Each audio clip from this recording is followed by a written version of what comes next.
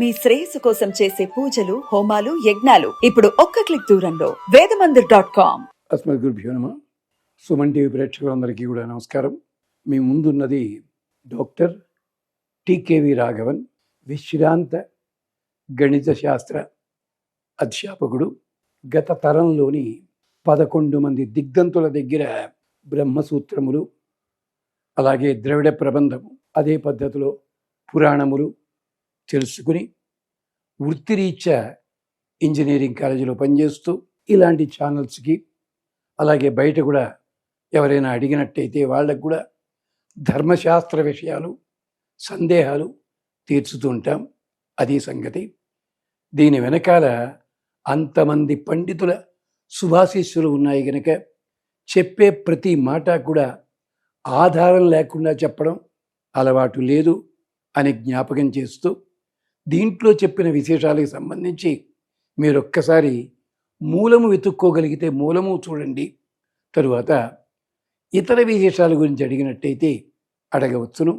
తరువాతి ప్రశ్న, మన ఇళ్లల్లో ఉన్న పాత బట్టలు కానీ, లేకపోతే మనం వాడుకున్న బట్టలు కానీ ఇంకొకళ్ళకి ఎవళ్ళకైనా ఇస్తే పుణ్యమా?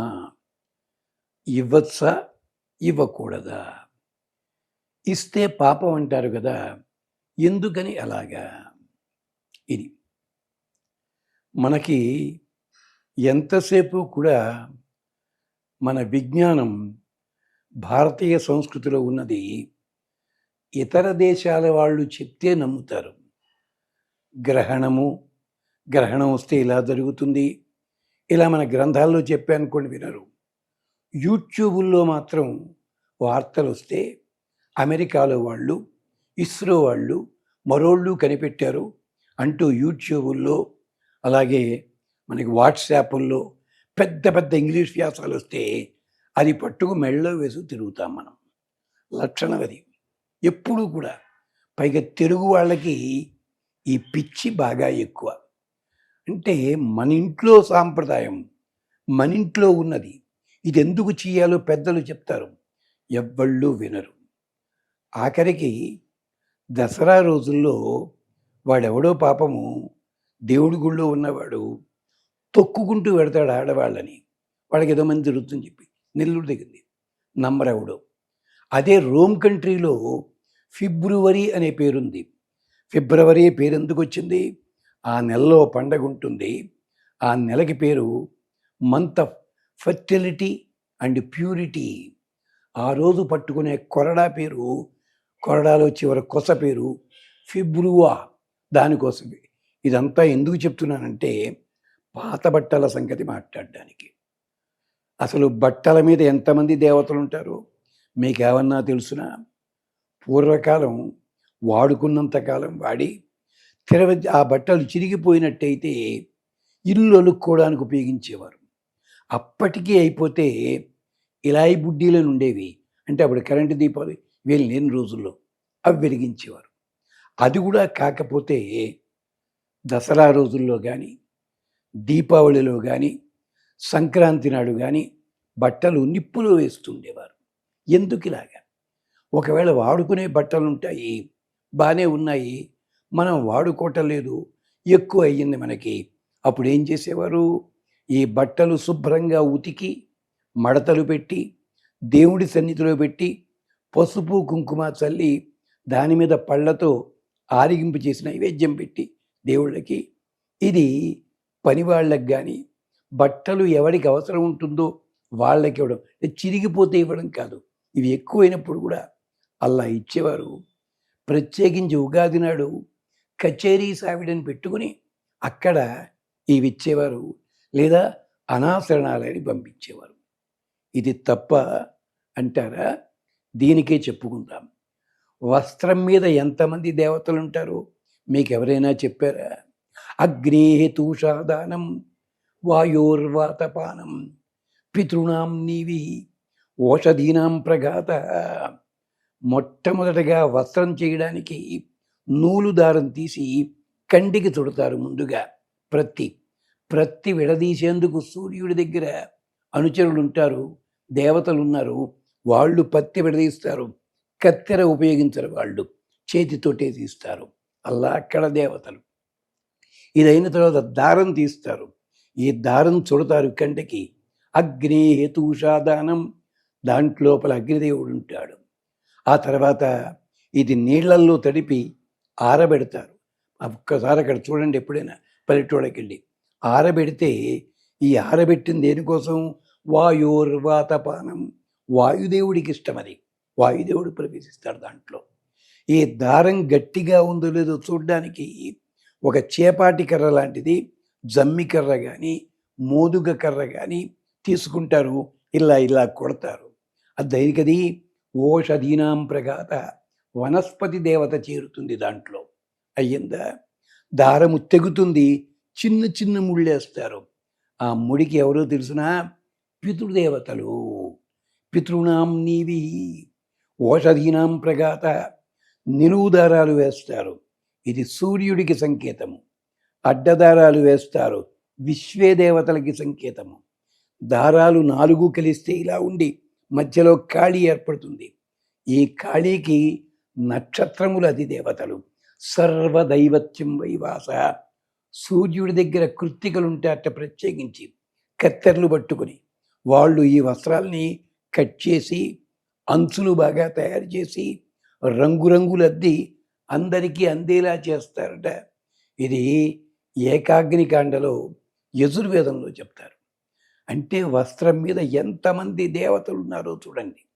అంచేత వస్త్రములు మనం వాడుకున్నప్పటికి కూడా మన దగ్గర మిగిలిపోతే, అవి చిరిగిపోవడం అలా ఉంటే మాత్రం ఎదటి వాళ్ళకి ఇవ్వకండి దయచేసి. మంచివైతే ఎదటి వాళ్ళకి అనాశరణాలయంలో ఇవ్వవచ్చును. చిరిగిపోయినవి ఏం చేసేవారు తెలుసునా?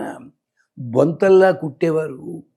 కొత్తగా ప్రసవించింది అమ్మాయి చంటి బిడ్డని అంటే, ఆ చంటి బిడ్డకి 3 నెలలు వచ్చేదాకా కొత్త బట్టలు కట్టకూడదు, ఈ వస్త్రాలు ఉపయోగించేవారు. ఇవన్నీ ఆచారాలు. చేత ఆ చంటి బిడ్డకి కొత్త బట్టలు కడితే స్కిన్ డిసీజెస్ వస్తాయి. ఎందుకని పాత బట్టలే వాడాలి, అక్కడ ఉపయోగించుకోవాలి. అలాగా లేదు, మనకి వస్త్రాలు ఎక్కువ వచ్చాయి, అనాశరణాలయంలో ఉన్నారు, వాళ్ళకి ఇద్దాం. శాలువాలు కానీ బట్టలు కానీ, ఇలా తప్పేమీ లేదు. ఈ మధ్యకాలంలో కొత్తగా మొదలైంది పాపం తగులుతుంది మీకు అని చెప్పి. పాపం ఎప్పుడు తగులుతుందో తెలుసునా? ఒక అమ్మాయి కట్టుకుంది భర్తను చేరుకోవడానికి అని చెప్పి. అమ్మాయి కట్టుకున్న చీర పొరపాటుని వేరే అమ్మాయి కట్టుకుంటే అది పాపం. అలాగే భార్య కట్టుకున్న వస్త్రాన్ని సరదాగా కూడా భర్త కట్టుకుంటే అది భర్తకి పాపము. ఇలాంటి పాపాలున్నాయి. ఒకళ్ళు ధరించిన వస్త్రాలు ఇంకోళ్ళు ధరించినట్టయితే పాపము, దానికి నియమం ఉంది. ఇలాంటివి మనకి పురాణాల్లో గాథలున్నాయి. దేవయాని శర్మిష్ఠ వాళ్ళు స్నానాలు చేసి బయటికి వచ్చేసరికి అనుకోకుండా దేవయాని వస్త్రం అది పాపం ఉండిపోయింది. శర్మిష్ఠ బట్టలు దేవయాని కట్టుకుంటే పెద్ద గొడవ అయిపోయింది. ఇలాంటి గాథలు ఉన్నాయి. అంచేత బట్టలు పాతబడిపోతే బాగా ఉన్నట్టయితే ఉపయోగించే ప్రయత్నం చెయ్యండి, 10 మందికి ఉపయోగించేలా చెయ్యండి వాటిని. మనం ఏం చేస్తుంటాం? కుట్లు ఊడిపోతే పాత గిన్నెల సామాన్లు వాళ్ళు వస్తారు కదా, పాత బట్టలు ఇచ్చి గిన్నెలు కొనుక్కుని, ఏమో దానికైతే నచ్చిందా మీకు? వస్త్రాలు ఇస్తే తప్ప వాళ్ళేం చేయాలండి? అందుకనే ఈ వస్త్రాలు శుభ్రంగా చేసి వాళ్ళు అమ్ముతుంటారు. ఇప్పటికీ ఇతర దేశాల్లో కూడా ఉంది. కాశీనగరంలో దీనికి విచిత్రమైన గాథ కూడా చెప్తారు, అది వేరే సంగతి. అంచేత బట్టలు, వాడిన బట్టలు వేరే వాళ్ళకి దానం చేస్తే తప్పు లేదు. కానీ భర్తకి ఇష్టమైన బట్టలు తాను కట్టుకుని మళ్ళీ ఈ బట్టలు తన చెల్లెలికో అత్తగారికో మరొకడికో ఇచ్చిననుకోండి, తాను కట్టుకుని భర్తతో ఆనందపడ్డప్పుడు ఆ బట్టలు మాత్రం ఇంకొకడికిస్తే పాపం తగిలి తీరుతుంది. ఇది మనకి కృష్ణ యజుర్వేదము ఏకాగ్నికాండ చాలా విస్తారంగా చెప్పింది. ఆఖరికి బ్రహ్మచారి కూడా తాను కట్టుకున్న కండువ చటుక్కుని ఇంకోటికి లేదని చెప్పి ఈ కండువ వాడికి ఇచ్చాడనుకోండి, వీడికి బ్రహ్మచర్యం నాశనమైనట్టు లెక్క. ఇలా ఉన్నాయి ఎక్స్చేంజ్ చేసుకోకుండా ఉండడానికి. అయితే చిరిగిపోయిన బట్టలన్నీ ఎక్కడ వేస్తాం? నిప్పులో వేస్తాం. దేనికోసము? ఆ నిప్పు లోపల పేడకడి అంటే ఎండు పేడకళ్ళు ఉంటాయి, పిడకలు ఉంటాయి. దాంట్లో శివుడు ఉంటాడు, అగ్ని ఉంటాడు, సూర్యుడు ఉంటాడు. ఇలా చేసినప్పుడు సూర్యుడి దాకా పెడుతుంది ఆ కాంతి. ఇది చైనాలో గాలిపటాల పండగ పేరుతో ఆ రోజు చేస్తారు. కానీ మనం ఏమిటి, గాలిపటాల పండుగను తెచ్చుకుంటాము, మనకి ఉందది. ఇంత అర్థం ఉంది. ఇంతమంది దేవతల్ని గౌరవిస్తున్నాం మనం. ఈ దేవతలందరూ కూడా మనకి రక్షణ కలిగింతురుగాక. ఇది పురాణముల ఆధారంగా కాదు, వేదం ఆధారంగా మీకు జ్ఞాపకం చేస్తున్నాం. గుర్తుపెట్టుకోండి. వస్త్రములని సక్రమంగా వాడుకోండి. మీ దగ్గర వాడుకోవడానికి ఎక్కువైనట్టయితే ఆ వస్త్రాలు ఇంకొకరికి ఇవ్వండి. ఈ మధ్య ఈ వస్త్రాలు ఆడవాళ్ళు ఎంత విచిత్రంగా ధరిస్తారో మేం చెప్పక్కల్లా. చెప్తే మా అడ్రస్ కోసం ప్రయత్నిస్తారు మీరంతా కూడా. మరి వస్త్రాల మీద ప్రశ్న అడిగారు కదా, చెప్పక తప్పదు. మీ దగ్గర సెలవు తీసుకుంటాడు టీకేవి రాఘవన్. స్వస్తి.